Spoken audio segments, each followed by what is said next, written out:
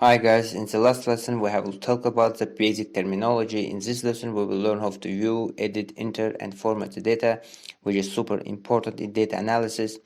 Let's import the data and work on it. We click on a file.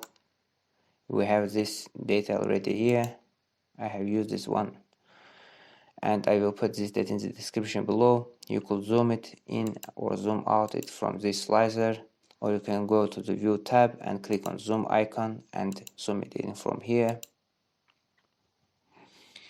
You can just click this icon to bring it back to the original size, like this one.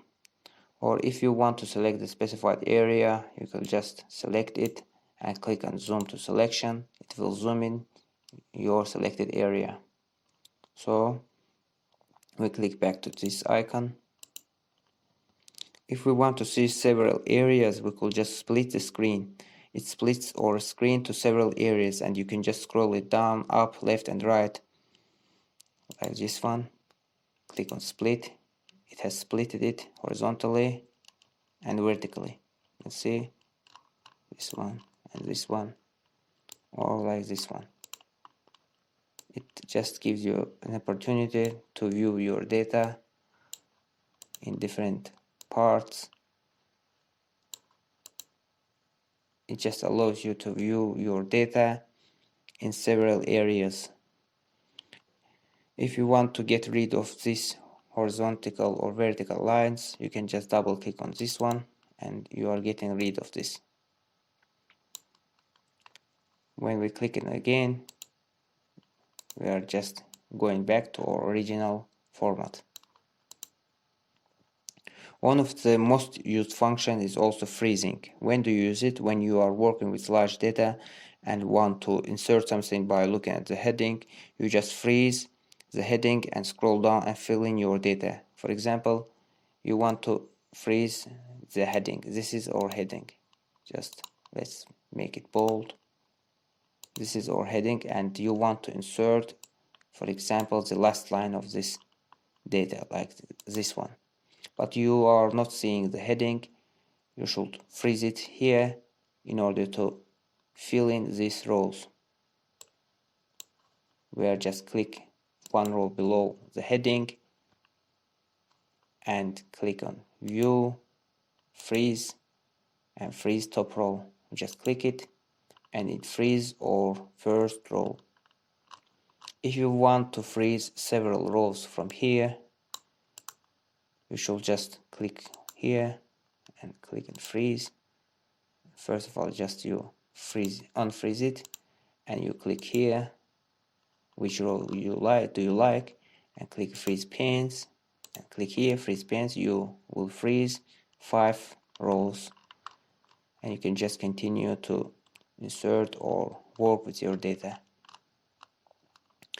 If you want to freeze both columns and rows, you have the option here. Let's unfreeze it and you want to select rows and columns, freeze rows and columns. You should just first of all go down one row below and one column right. Where do you want to freeze? In this case, for example, these are all rows and these are the columns. You just select this one and click freeze panes. You will freeze all the rows and the columns. When we are going here, you see that we are freezing the row and the column. If you want to freeze only one column, you just unfreeze it and you want to select the A column in order to write the data. In order to fill this column, you should freeze this one and see the options like the symboling. For example, you just click on this first column and freeze it. Freeze first column and you continue to enter your data like looking at this column. Let's unfreeze it. Let's just copy one row from here and paste it to another sheet. We right click on column, copy it, create a new sheet and paste it here. Ctrl V, Ctrl C and Ctrl V. We have learned to resize this column manually, like selecting all of them and clicking in between them, but we could also give a width manually by right-clicking a column and column width. For example, we know this option like this one. We are selecting it and clicking between them. It has sized all these columns based on their length, but we could also give them a size based on manually. We can just give them a size manually. Column width, for example, 15. Click OK. Or let's just give a small number here, 10, and that's normal. We have given a column width manually.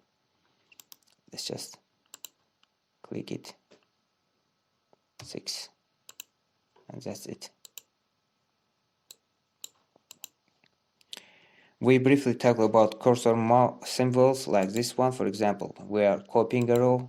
This is the copy symbol, this is the dragging one, and this is the filling one. But in order to repeat it, we can just explain it like this one. We want to copy this cell, this row. We just click it, Ctrl C, and copy it to another row like this one. Or if we want to select this and drag it, we just wait for this icon and just drag it to any place in your workbook. Another one is the fill one. This is the autofill. It's called autofill one. Let's just give an example here. Let's see that we have a number 1, 2, 3, 4. We have a number 2 and 4, and we want to fill it in. As you can see, if we just click it and drag it down, we see that it is getting incremented by 2. You understand? This is the logic of the filling option, that it is incremented by 2 and continues to add 2 to each cell. But if we want to increment this one to 2, it will not increment it because it does not understand the logic.